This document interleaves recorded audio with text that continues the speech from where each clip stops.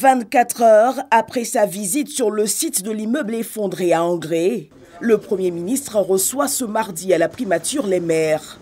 Avec 2 immeubles effondrés en moins d'une semaine à Abidjan et d'importantes pertes en vies humaines, le gouvernement veut renforcer son action. Ce mardi, bien avant le conseil, Patrick Achi ébauche sa vision. Plus de sensibilisation, de contrôle et au-delà.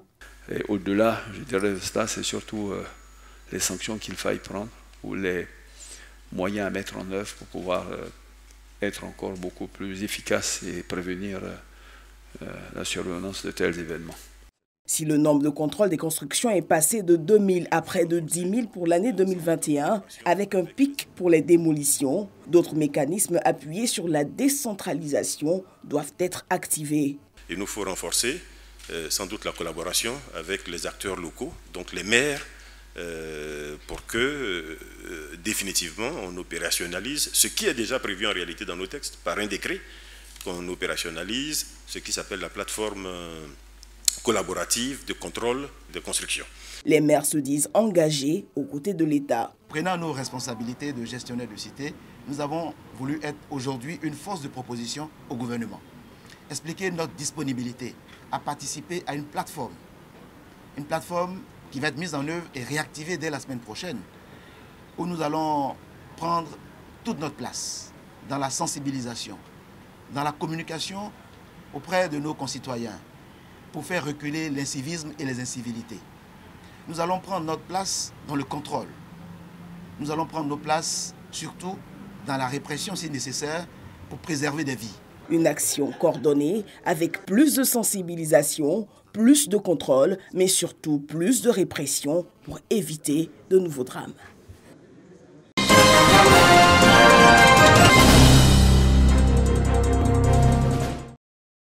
La journée internationale de la femme est célébrée en Côte d'Ivoire sous le thème « L'égalité de chance pour un avenir durable en Côte d'Ivoire ». Il exprime l'engagement du gouvernement à intégrer la dimension genre dans les politiques et programmes concernant le développement durable. Selon les Nations Unies, sans l'égalité des sexes aujourd'hui, un avenir durable et égal reste hors de portée. Une étude menée par ONU Femmes en donne l'illustration. Sur 1,3 milliard de personnes vivant dans la pauvreté, 70% sont des femmes. Les femmes représentent environ 80% de la main-d'œuvre agricole mondiale, mais elles ne sont propriétaires de seulement 10% de ces terres cultivées. 80% de personnes déplacées à la suite de catastrophes ou changements liés au climat sont des femmes. Le thème national de l'édition 2022 de la Journée internationale de la femme est calqué sur celui proposé par les Nations Unies, l'égalité aujourd'hui pour un avenir durable. Les Nations Unies suscitent la réflexion et attirent l'attention de la communauté à militer en faveur de plus d'égalité entre les genres pour un avenir durable. D'autant que dans un contexte de dérèglement climatique qui touche le monde entier, les femmes s'en trouvent fortement affectées.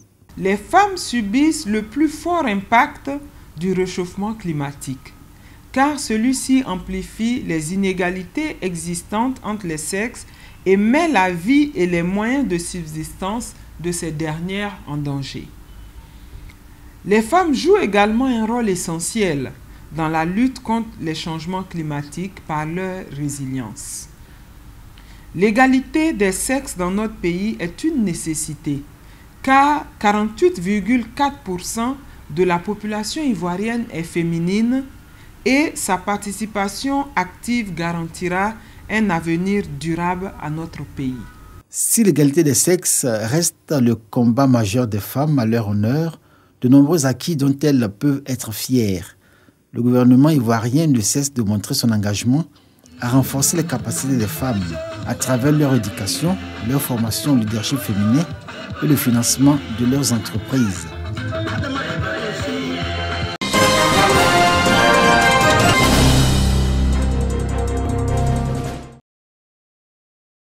Près de 30% des marailleuses à Abidjan ont des affections de la sphère ORL et 17% souffrent de l'anémie et de la tension artérielle. Statistiques de l'Institut de géographie de l'Université Félix Houphouët-Boigny et du Laboratoire national d'appui au développement agricole.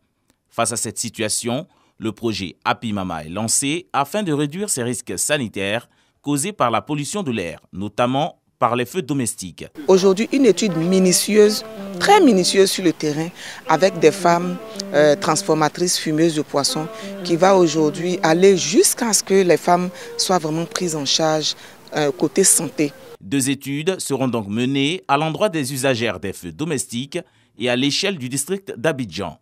Ce projet se focalise sur les villes d'Afrique où la pollution de l'air est déjà très élevée. Le programme pilote cible la commune de Yopougon. C'est-à-dire qu'on va étudier 3 groupes de femmes de 30 personnes chaque fois, donc des femmes au foyer, des femmes fumeuses, des femmes fabricantes de charbon de bois.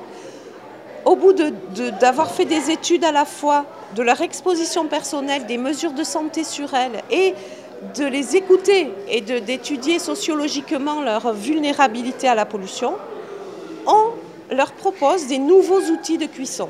À la fin de ce projet, que les politiques, même la partie civile aussi, soient au courant de ce travail, aient le retour de nos résultats et nous accompagnent. Le projet Happy Mama s'étendra aux autres communes du district d'Abidjan et à l'intérieur du pays.